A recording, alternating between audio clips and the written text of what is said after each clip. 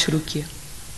तो वो आपको याद है वो जो बच्चों की पीटीआई के बच्चों की शहादत हुई थी, आई थिंक कंटेनर से गिर के भी कोई शहादत हुई थी, और एक कहीं और से कोई एक्सीडेंट हुआ था लॉन्ग मार्च में। वो लॉन्ग मार्च क्या था, उसके मकासद क्या थे? उसके मकासद पाकिस्तान के लिए थे, उसके मकासद यूथ की बेहतरी के लिए थे।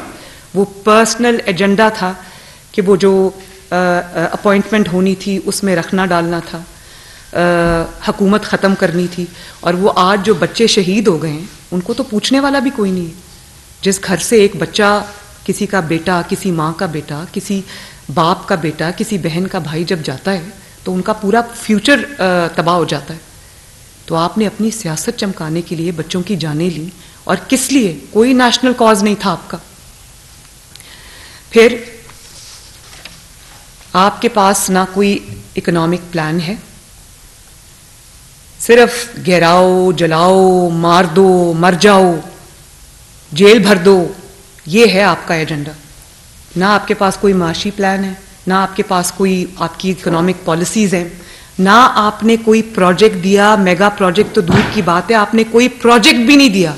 कोई एक कॉलेज, कोई एक यूनिवर्सिटी, कोई एक हॉस्पिटल, कोई एक मोटरवे, कोई एक एक्सप्रेसवे, कोई एक बिजली का मंसूबा, कोई एक सीपेक जैसा कोई मंसूबा निकाल के दिखा दें, कुछ भी नहीं। झूठ का नाम बयानिया रख दिया। सोशल मीडिया के नाम पर आप लोगों की इज्जतें उछालने की कैंपेन्स चलाते, और सोशल मीडिया पे हमें भी मुकाबला करना पड़ता है। मुझे बहुत तकलीफ होती है जब हमें वो मुकाबला करना पड़ता है। हमारे पास तो सच्ची बातें करने के लिए आपने झूठ का नाम बयानिया रखा हुआ है आजकल, और बहुत अफसोसनाक डेवलपमेंट है। मैं आज आप सबके थ्रू पाकिस्तान की यूथ से मुखातिब हूँ। ये बहुत ही अफसोसनाक डेवलपमेंट है कि परफॉर्मेंस की जगह जो है वो नेगेटिव पॉलिटिक्स ने ले ली। जो नेशनल नैरेटिव होना चाहिए, कौमी बयानिया होना चाहिए, उसकी जगह झूठ के बयानिए ने ले ली। और इन सब चीज़ों ने परफॉर्मेंस को भी रिप्लेस कर दिया, और जो कंस्ट्रक्टिव पॉलिटिक्स थी उसको भी रिप्लेस कर दिया। आज आप मुझे बताएं पाकिस्तान का माशी तौर पे पाकिस्तान का क्या हाल है? इकॉनमी आपकी स्टेबलाइज नहीं हो रही, और आप ये देखो कि आपको इस वक्त तरक्की के नैरेटिव की ज़रूरत है, कौम को जोड़ने की ज़रूरत है, एक पेज पे आने की ज़रूरत है। आप उनको तकसीम कर रहे हैं। पाकिस्तान को इस वक्त बयानियों की ज़रूरत नहीं, पाकिस्तान को इस वक्त परफॉर्मेंस की ज़रूरत है। इंडिया को आप देखें, हमारा पड़ोसी मुल्क है। बेंगलोर में आईटी रेवोल्यूशन आया हुआ है, उन्होंने सिलिकॉन वैली को कॉपी किया है, और हम क्या कर रहे हैं? इतना आप देखें जो पाकिस्तान के माशी हालात है ना। नवाज शरीफ साहब ने तो जब सीपैक शुरू किया उसमें उसकी वजह से इतने प्रोजेक्ट्स आए, प्रोजेक्ट्स की वजह से इतनी नौकरियों के दरवाजे खुले, तो वो तो 1 करोड़ नौकरियों का झांसा देख के फरार हो गया। उसने तो लोगों को यूथ के नाम पे बेवकूफ़ बनाया। तो मैं समझती हूँ इस चीज़ को यहाँ पर आज ख़त्म होना चाहिए। हमें भी जो आईटी रेवोल्यूशन पूरी दुनिया में आया है, हमें उसको पाकिस्तान में लाना चाहिए, उसको इम्प्लीमेंट करना चाहिए। ई कॉमर्स को हमें, क्योंकि नौकरियां अब जो हमारी फॉल्टरिंग इकोनॉमी इस वक्त हम नौकरियां जनरेट नहीं कर सकते, लेकिन अपने घर में बैठे, अपने लैपटॉप्स पे, अपने कंप्यूटर्स पे लोग बैठ के, बच्चे जो हैं वो बहुत कमा सकते हैं। 1000 2 हज़ार डॉलर्स महीने के बैठ के कमा सकते हैं। उन लोगों को वो टेक्निकल एक्सपर्टीज देना, उन लोगों की हैंड होल्डिंग करना, उन लोगों की ट्रेनिंग्स करना, ये हमारा मकसद होना चाहिए। और जो सियासत इन्होंने शुरू की है उसका भी हाल देख लें। मतलब ज़ेनी मरीजों की एक सियासत शुरू कर दी है। कौम को भी, खुद तो ज़ेनी मरीज थे, कौम को भी ज़ेनी मरीज बनाने की पूरी कोशिश हो रही है। पहले, अब कल मैं टीवी देख रही थी, जब से ये गवर्नमेंट ये वोट ऑफ नो कॉन्फिडेंस इनको लगा कि कामयाब होगा, तो जी यूएस ने, अमेरिका ने हमारे खिलाफ साजिश कर दी। अमेरिका रजीम चेंज साजिश हो गई जी, और अमेरिका, डोनाल्ड लू ने हमारे खिलाफ साजिश कर दी। वो साइफर आ गया अचानक कहीं से। मैं तो उस वक्त भी कहा था कि ये साइफर फ्रॉड के सिवा कुछ नहीं। मेरी पुरानी तकरीरें, स्पीचेस, मीडिया टॉक्स उठा के देख लें, मुझे तो पता था झूठा बंदा कभी सच बोल ही नहीं सकता। तो बड़ा हमने पिछले कई माह में सुना कि हम कोई गुलाम हैं, हम कोई ज़ेनी गुलाम हैं, गुलामी नामंजूर, इम्पोर्टेड हुकूमत, साइफर, हकीकी आज़ादी, और एब्सोल्युटली नॉट। अमर बिल मारूफ, तो आज मैं पूछ सकती हूं कि वो हकीकी आज़ादी का क्या हुआ? वो अमर बिल मारूफ की जो कैंपेन, कुरान पाक की एक आयत की आपने एक झूठ पे बेस्ड कैंपेन चलाई, उसका क्या हुआ? गुलामी नामंजूर के नारे का क्या हुआ? और आज आप लोगों को आसान जबान में बताएं, कौम को, यूथ को बताएं जिनको आपने गुमराह करने की कोशिश की है, उर्दू में बताएं कि आपने झूठ बोला था, आपने धोखा दिया था लोगों को। और आप देखें कि सिर्फ ये अमेरिका वाली बात इन्होंने नहीं की, इन्होंने जो पाकिस्तान की फॉरेन पॉलिसी है, पाकिस्तान के रिलेशंस हैं मुहज़्ज़ब मुल्कों के साथ, उसको इन्होंने जेपडी में डाल दिया, उसको इन्होंने खतरे में डाल दिया, सिर्फ इसलिए कि आपने उस वक्त अवाम को कोई बात बतानी थी कि मेरे खिलाफ तो साजिश हो गई। और वो जो जलसों में ख़त लहराते थे कि ये साइफर है, वो ख़त आपने कहा कि मैंने सुप्रीम कोर्ट में भी भेजा, किधर गया वो बयानिया? उस बयानी की न सिर्फ मौत हुई है बल्कि उसकी नमाज जनाजा और तदफीन जो है वो ज़मान पाक में होनी चाहिए। वो जनाजा कौम को पढ़ लेना चाहिए उसके ऊपर। फिर आपने पहले एक बयानिया बना दिया कि हम कोई ज़ेनी गुलाम तो नहीं है, ये इम्पोर्टेड हुकूमत है, अमेरिका ने मेरे खिलाफ साजिश कर दी, डोनाल्ड लू ने ये कर दिया, वो कर दिया। उसके बाद आपने लॉबिंग फर्म्स, आपको पता चला कि आपने तो बहुत बड़ी गलती कर दी है, तो आपने फिर लॉबिंग फर्म्स हायर की, अमेरिकन टेलीविज़न को और इंटरनेशनल मीडिया को इंटरव्यूज़ देने शुरू किए। उसमें आपने कहा कि मुझे तो नहीं नज़र आ रहा कि कोई साजिश हुई थी मेरे ख़िलाफ़। और जो रजीम चेंज का जो बयानिया था उसमें आपने अमेरिका को बिल्कुल कल बाइज़्ज़त बरी कर दिया। तो क्या वो सारे बयानिए जो है वो वफात पा गए? लेकिन ये तो सवाल करना बनता है ना कि कौम से झूठ क्यों बोला? आप सब यूथ के रिप्रेजेंटेटिव्स यहाँ बैठे, आप अपने हलकों में लोगों को पूछें कि जिन्होंने इनकी बात पे यकीन किया था, उनको आज ये सवाल करना चाहिए कि हमें क्यों बेवकूफ़ बनाया। हमें हमारी गाड़ियों पे जो एब्सोल्युटली नॉट के और वो गुलामी नामंजूर के स्टिकर्स लगाए थे, वो क्यों लगवाए थे हमसे? आज उन स्टिकर्स का क्या करना है? उतार के रख दें या लगे रहने दें? और फिर उस झूठे बयानिए की वजह से, उस झूठे बयानिए के लिए इन्होंने लोगों को गद्दार कहा, लोगों को गैर मुल्की एजेंट कहा, लोगों को कहा कि ये इम्पोर्टेड हुकूमत है, ये बाहर से साजिश आई है, ये ऐसा हुआ है। कोई नदामत है उस झूठ की? कोई शर्मिंदगी है उस झूठ की?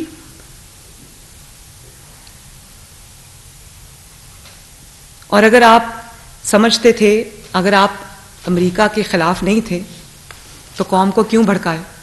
क्यों पाकिस्तान के जो अमेरिका के साथ या वेस्ट के साथ जो रिलेशंस थे उनको आपने जेपरडाइज किया? क्यों आपने उनको खतरे में डाला?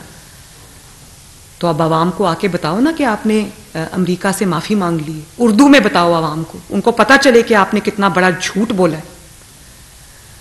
और आज कहता है कि अमेरिका ने मेरे खिलाफ साजिश नहीं की, कमर जावेद बाजवा साहब ने मेरे खिलाफ साजिश की। तो ये वही शख्स है जो जब तक हुकूमत में था कहता था कमर जावेद बाजवा से ज़्यादा कोई जमहूरी चीफ अवामी स्टाफ नहीं गुजरा। कमर जावेद बाजवा साहब ने जितनी मेरी हुकूमत की मदद की है किसी ने नहीं की। और ये वही शख्स है ना जो आज कह रहा है कि कमर जावेद बाजवा ने मेरी हुकूमत को घर भेजा। वो जब उसको पता चला कि मेरी हुकूमत ख़त्म हो रही है तो ताहयात एक्सटेंशन देने के लिए उनके पास पहुंच गया कि आपको एक दफ़ा तो मैं दे चुका हूं एक्सटेंशन, दूसरी दफ़ा आप ताहयात एक्सटेंशन ले लें। आप सोचें कि वो इंस्टीट्यूशन के साथ क्या कर रहा था, सिर्फ अपनी हुकूमत बचाने के लिए इस मुल्क के साथ क्या कर रहा था, जिसको आज वो मीर जाफ़र कह रहा है, मीर सादिक कह रहा है, जानवर कह रहा है, जिसको ये कह रहा है कि इसने मेरी हुकूमत गिराई, उसको उसने ताहयात एक्सटेंशन देने की बात की। और फिर आप ये देखो कि इनके पुराने इंटरव्यू सुन लें। ये कहते थे कि अगर मैं इक़्तिदार में आया और इस्टेब्लिशमेंट ने मेरी बात ना मानी तो मैं आवाम के पास जाऊंगा, मैं उनको बताऊंगा कि इस्टेब्लिशमेंट क्या कर रही थी।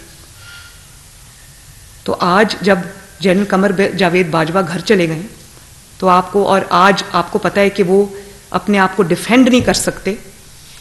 मैं उनको कोई बेल आउट नहीं दे रही यहाँ पर, लेकिन आज जब आपको पता है कि वो अमेरिका ताकतवर है, वो अपने आप को डिफेंड भी कर सकता है और वो आपको नुकसान भी आपको उस बयानिए का हो सकता है, तो आज आपने जो निशाना है उस पर आपने जनरल कमर जावेद बाजवा को रख लिया।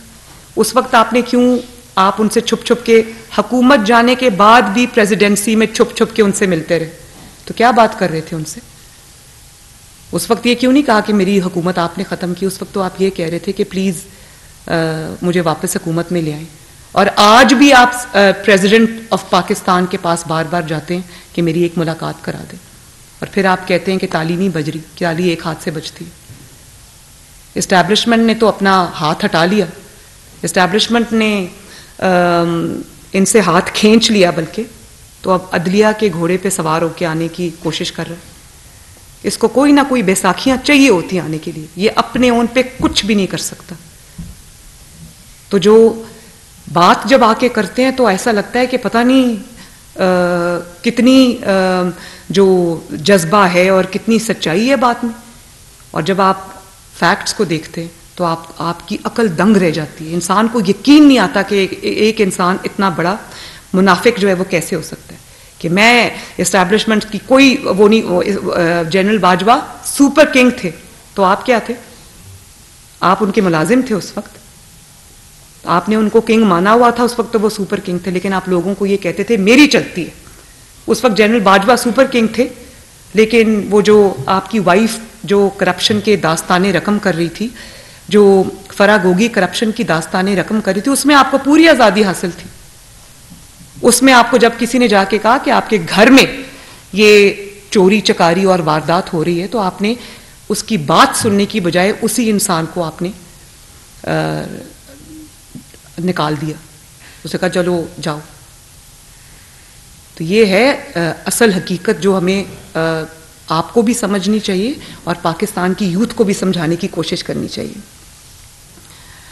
और मैं इसलिए ये बातें आज आपसे कर रही हूं कि आपको भी ये इंसल्ट है ह्यूमन इंटेलिजेंस की, यूथ की इंसल्ट है कि आप समझ रहे हैं कि वो ज़हनी तौर पे शायद आपकी तरह इतने माजूर हैं कि आप झूठ बोलेंगे वो सुन लेंगे, मान लेंगे, आप यू टर्न्स लेंगे तो वो मान लेंगे। और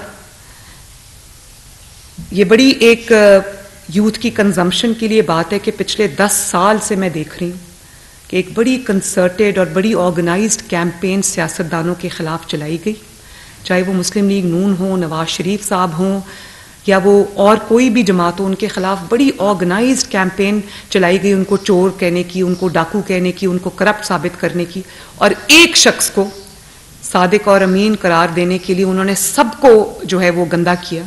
और आज मैं उस शख्स से पूछती हूँ जिसने उस शख्स की उसको मैं ढूंढ रही हूँ, वो साकिब निसार, वो डैम वाले बाबा जी, मैं आज उनको ढूंढ रही हूँ कि आज उनको मैं पूछूं कि आपने इस शख्स को सदाकत और अमानत का सर्टिफिकेट दिया, आपको ख्याल नहीं आया कि आप इस मुल्क के साथ क्या कर रहे हैं?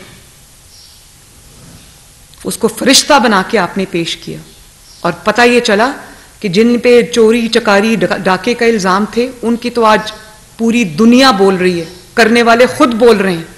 आप देख लो नवाज शरीफ के खिलाफ, कल मैं जनरल बाजवा साहब की वो एक हमारे एंकर है वो बता रहे थे कि जनरल बाजवा साहब कहते हैं मेरे पास वो ऑडियोज़ और वीडियोज़ हैं जब इमरान खान उनके पास आता था और जब हम नवाज शरीफ पे क्रैकडाउन हो रहा था, तो कहता था बड़ा अच्छा किया आपने नवाज शरीफ को शिकंजे में पकड़ लिया, अब आप नवाज शरीफ के साथ ये करें, अब आप वो करें, अब उसको डिस्क्वालीफाई करें, अब उसको जेल में बंद करें। तो ये अल्लाह ताला की शान नहीं है कि आज करने वाले खुद बोल रहे हैं, एक दूसरे को मीर जाफर मीर सादिक कह रहे हैं, एक दूसरे को झूठा कह रहे हैं, एक दूसरे को गद्दार कह रहे हैं। और नवाज शरीफ साहब की जो गवाही है वो अल्लाह ताला की तरफ से आई है और उन लोगों की तरफ से आई है जो उनको खराब करने में शामिल थे। तो एक दिन झूठ को झूठ साबित होना होता है, सच को सामने आना होता है, लेकिन इस सच को लेकर आप सब टॉर्च बेयरर्स हो, इस सच को लेकर आपको अपने अपने लोगों के पास जाना है, उनको ये सच बताना है। और जिनको चोर डाकू कहा उनके खिलाफ तो कुछ नहीं निकला, उनके केसेस भी खत्म हो गए क्योंकि झूठ पे मबनी थे। जिन्होंने इल्जाम लगाया, इस घड़ी चोर ने जो लोगों को इल्जाम लगाया, हर वो इल्जाम जो ये मुखालिफिन पे लगाता था वो आज इसके ऊपर खुद साबित हो गया। इसके घर की 2 खवातीन ने, एक जो पीरनी साहिबा हैं वो और एक जो फरा गोगी, सिर्फ 2 खवातीन ने कई अरब की चोरी की। और अगर 2 खवातीन एक घर से इतनी बड़ी चोरी कर सकती तो आप सोच लें इस पार्टी का क्या हाल होगा। एहतसाब की बात करने वाले ने KPK में एहतसाब के हर इदारे को ताले लगा दिए, और जो चेयरमैन नैब था उसको वीडियो दिखा दिखा के ब्लैकमेल करता रहा।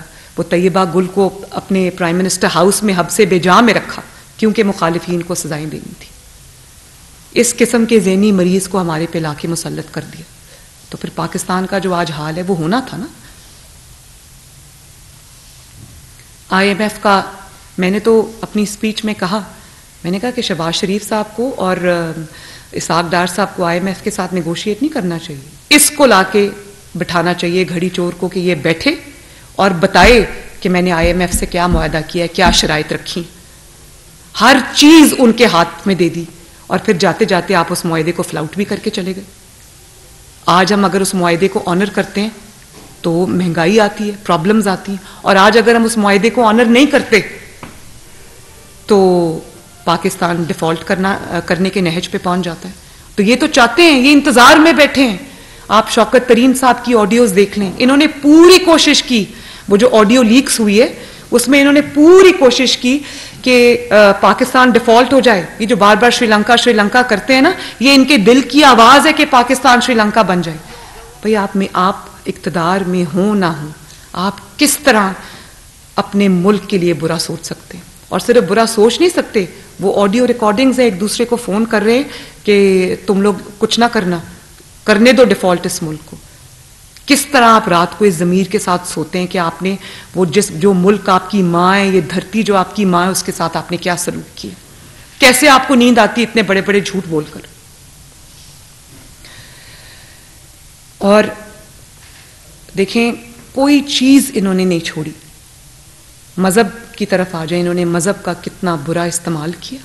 वो मजहबी, पूरी दुनिया ने देखा कि वो ट्रक पे खड़े हैं और वो उनको कह रहे हैं खान साहब जरा मजहबी टच दें। यानी मजहब के नाम, मजहब मतलब जो शख्स मजहब को इस्तेमाल करता है अपने पेटी इंटरेस्ट के लिए, मैं समझती हूँ उससे बड़ा मुजरिम कोई नहीं है। क्योंकि आप उसको जब सियासत के लिए इस्तेमाल करते हैं तो आप फिर ये बड़ा एक ऐसा, मैं समझती हूँ कि ये बहुत बड़ा गुनाह है। और आपने लोगों को अब मुझे ये बताएं, रियासत मदीना का आपने नारा दिया, तो रियासत मदीना में यू टर्न लेने वाले का अंजाम क्या होता? यू टर्न का मतलब क्या है? यू टर्न कोई सियासी टर्म नहीं, यू टर्न का मतलब है कि आपने पहले झूठ बोला था। तो रियासत मदीना में जो शख्स झूठ बोले और हुक्मरान रहा हो और कौम को गुमराह कर रहा हो, उसको क्या कहते हैं? उसकी सजा क्या है रियासत मदीना में? उसको फितना कहते हैं। और फितने को ख़त्म करने का हुक्म है सियासी तौर पे। रियासत मदीना में अगर टिरियन वाइट का केस होता तो उस शख्स का क्या अंजाम होता? कभी ये सोचा? तोशा खाना केस अगर रियासत मदीना में रजिस्टर हुआ होता, वो रियासत मदीना जिसमें हज़रत उमर फारूक ने अपने एक कुर्ते का भी हिसाब दिया, अगर यही तोशा खाना केस रियासत मदीना में रजिस्टर हुआ होता तो उसकी क्या, मुजरिम की क्या सजा होती? झूठ बोलने वाले की क्या सजा होती?